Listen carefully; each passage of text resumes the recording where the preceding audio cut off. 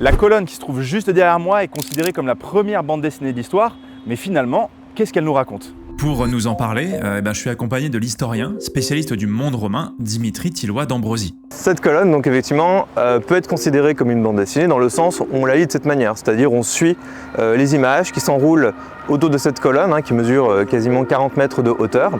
Donc la construction de cette colonne commence vers 113. C'est la première BD de l'histoire dans le sens où on va raconter les deux grandes campagnes menées par Trajan en Dacie, donc qui se déroulent entre 101, 102 et 105, 106. Pourquoi Trajan se lance dans cette conquête? En fait, il y a des raisons stratégiques, c'est que ce royaume d'Ace, donc au nord du Danube, en Roumanie actuelle, je le rappelle, sous le règne de Domitien, donc, qui est un des prédécesseurs de Trajan, qui règne entre 81 et 96, avait causé problème en fait, à l'Empire romain. Il y a eu des incursions dans les provinces romaines. Alors, on a un gouverneur qui a été tué, par exemple, il y a eu une forme d'humiliation pour Rome.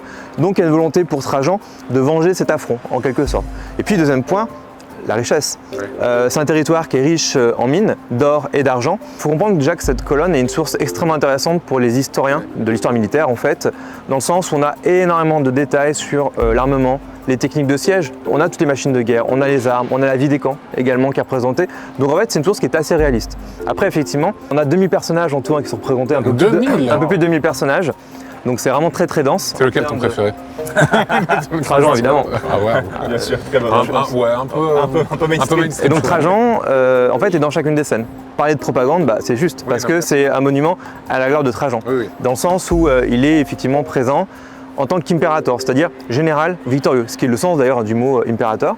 Voilà, plutôt réaliste, effectivement, dans les aspects, on va dire, descriptifs, dans la culture matérielle, dans l'armement, mais dans le discours qui est tenu, effectivement, il y a une forme d'idéalisation.